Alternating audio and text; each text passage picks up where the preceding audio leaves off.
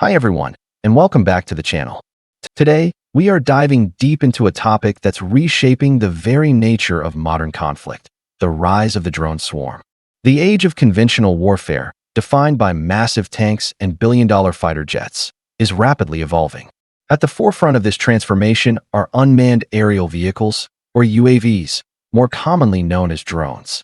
Once used mainly for reconnaissance, drones are now being deployed in coordinated swarms, capable of overwhelming even the most sophisticated and expensive air defense systems on the planet. The ongoing conflict between Russia and Ukraine has become a real-world testing ground for this new form of warfare, providing us with stark, undeniable examples of how these swarms can neutralize high-tech defenses that cost billions to develop and deploy. This isn't science fiction anymore. It's the reality of the 21st century battlefield. So, how exactly does a swarm of relatively cheap drones manage to defeat a multi-billion-dollar air defense system? It boils down to a strategy of sheer numbers and saturation. An advanced air defense system, like Russia's formidable S-400, is an incredible piece of engineering. It's designed to track and intercept a limited number of high-value, high-speed targets like fighter jets, bombers, or ballistic missiles. Each interceptor missile it fires is a technological marvel, costing millions of dollars. But here's the twist. The drones used in these swarms are often just modified, off-the-shelf commercial models. They can cost as little as a few $1,000s each. This creates a massive imbalance, a fundamental asymmetry that attacking forces can exploit with devastating effect. Ukraine, in its defense against the Russian invasion, has masterfully leveraged this asymmetry. By launching dozens, sometimes hundreds, of these low-cost drones in a single, coordinated wave, they create a scenario that elite air defense systems are simply not built to handle. Imagine being an operator of one of these systems.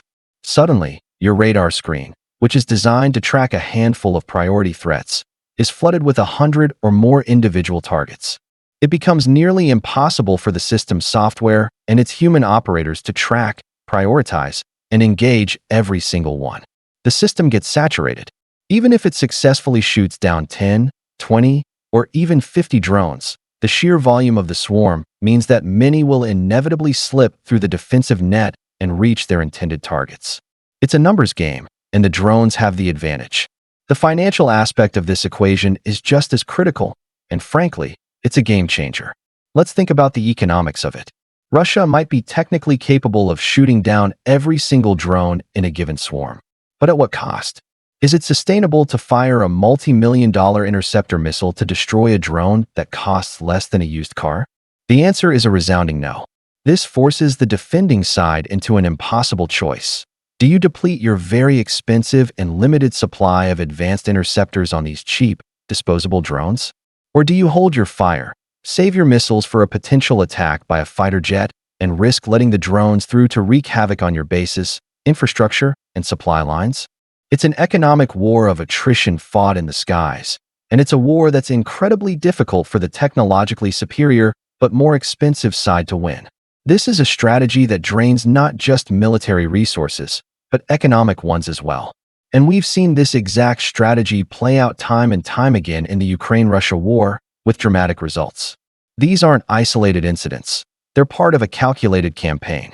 Take, for instance, the massive raid on June 20th and 21st.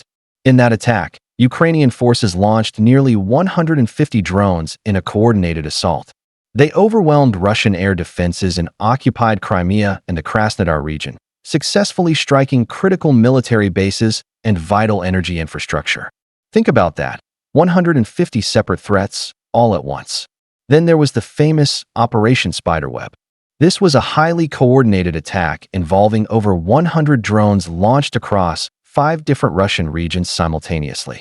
The damage reported was significant, including impacts on around 20 military aircraft. This allegedly included strategic bombers like the Tu-95 and the Tu-22M, the very planes used to launch cruise missiles at Ukraine. These swarms have also systematically targeted key airfields, like the one in Morozovsk.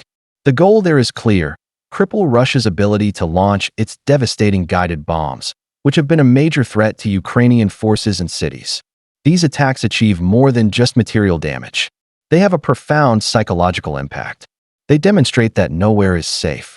They sow uncertainty and fear deep within Russian territory, far from the front lines, proving that the conflict's reach is long and unpredictable. It's a powerful message that challenges the narrative of a secure homeland and forces Russia to spread its air defense assets thin, trying to protect a vast area from attacks that can come from any direction at any time. The rise of the drone swarm signifies a true paradigm shift in military strategy. It's a fundamental move away from the 20th century focus on individual, high-tech, and incredibly expensive platforms like aircraft carriers and stealth bombers.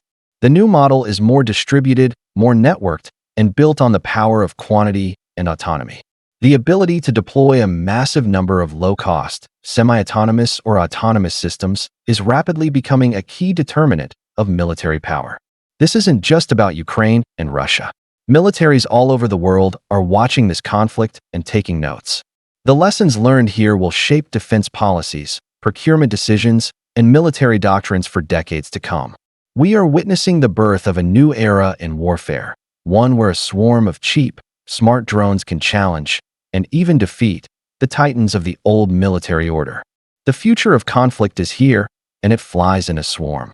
Thank you so much for watching. If you found this breakdown of modern warfare fascinating, please give this video a thumbs up and, more importantly, subscribe to the channel.